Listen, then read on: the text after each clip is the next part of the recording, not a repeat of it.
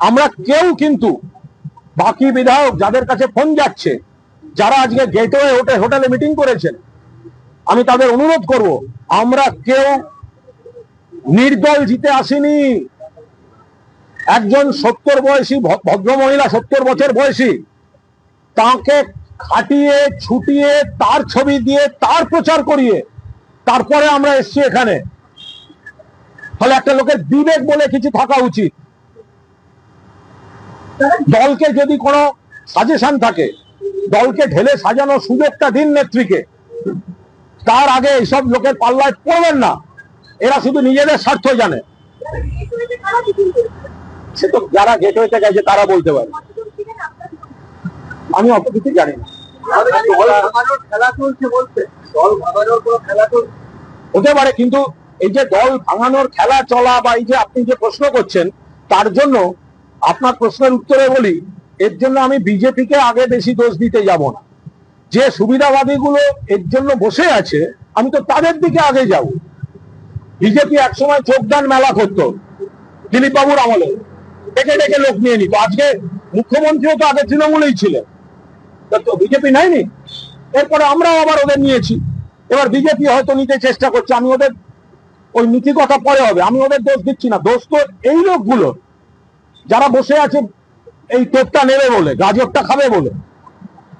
একটা কৃতজ্ঞতা বোধ থাকবে। আই রিপিট, আমি বাকি বিধায়কদের হাত জোর করে অনুরোধ করব, যারা এই ঋতব্রতর পাল্লায় পড়ছেন, আমার একটা অনুরোধ, আমরা কেউ নির্দল জিতে আসিনি। আমরা জিতে এসেছি তৃণমূল কংগ্রেসের প্রতীকে। তৃণমূল কংগ্রেসের দলের প্রার্থী মমতা বন্দ্যোপাধ্যায়ের ছবি ব্যবহার করে, এবং মমতা বন্দ্যোপাধ্যায়কে যারা ভোট দিয়েছেন সেই ভোট আমরা পেয়ে বিধানসভায় এসেছি। দম থাকলে নির্দল হোক আলাদা, নিজেরা জিতে এসে তারপর আমরা এসব করতাম।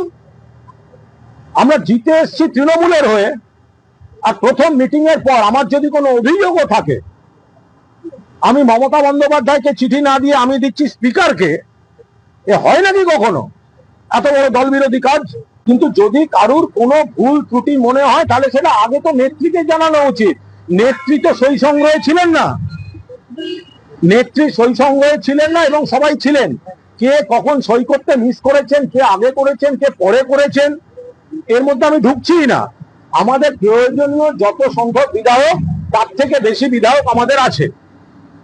এবার এরা যদি নৈতিকতা অনৈতিকতার কথা বলেন, তো ভোটের আগে, ভোটের দিন পর্যন্ত যে তৃণমূলটা সব ভালো ছিল বলে তারা প্রার্থী হলেন, হারার পর একটা ইস্যু তারা মনে করছেন সেটা খারাপ হয়ে গেল, অনৈতিক হয়ে গেল। 20 দিন হয়নি, 20 দিনের এমএলএ তারা আজকে এই বিশ্বাসঘাতকতা। আমার নিজের এই দলের নিশ্চিতভাবে সব কাজ আমার পছন্দ নয়, আমার নিজের অনেক রাগ অভিমান আছে, কিন্তু আমি নির্দল হয়ে বিধানসভায় যাইনি। আমি তৃণমূল কংগ্রেসের প্রতীক মমতা বন্দ্যোপাধ্যায়ের ছবি লাগিয়ে ভোট করেছি। মমতা বন্দ্যোপাধ্যায়কে যারা মুখ্যমন্ত্রী চেয়েছেন, মমতা বন্দ্যোপাধ্যায়কে যারা ভালোবাসেন, তাদের ভোট আমি পেয়েছি। আমি কি করে আমি বেইমানি করবো? কিভাবে আমি বিশ্বাসঘাতকতা করবো? আজকে যদি ওনাদের অভিযোগ, আমি ঠিক ভুলের মধ্যে যাচ্ছি না, ওনাদের যদি মনে হয় একটা অভিযোগ করা উচিত, কেন নেত্রীকে করলেন না? তারপরে তো সর্বভারতীয় সাধারণ সম্পাদকের সঙ্গে এই দুজনই মিটিং এ বসছিলেন, আমি ছিলাম সেখানে। সেদিনকে তো একবারও বললেন না, তাহলে স্পিকারকে দিলেন কেন? বলার স্কোপ ছিল তো। অভিষেক বন্দ্যোপাধ্যায় এই দুজনের সঙ্গে তো মিটিং এ বসেছিলেন, সেদিন তো বললেন না। সেটা কি করে হতে পারে? বা পরেও বলতে পারতেন, হোয়াটসঅ্যাপ করতে পারতেন, দিদিকে চিঠি লিখতে পারতেন। ফলে শুভেন্দু অধিকারীকে ধন্যবাদ। তৃণমূল কংগ্রেস বিশ্বাসঘাতকদের বিরুদ্ধে যে ব্যবস্থা নিয়েছে, উনি সেটা জাস্টিফাই করে দিয়েছেন। কারণ উনিও বুঝেছেন এরা সব এখন ভালো সাজার জন্য করছে।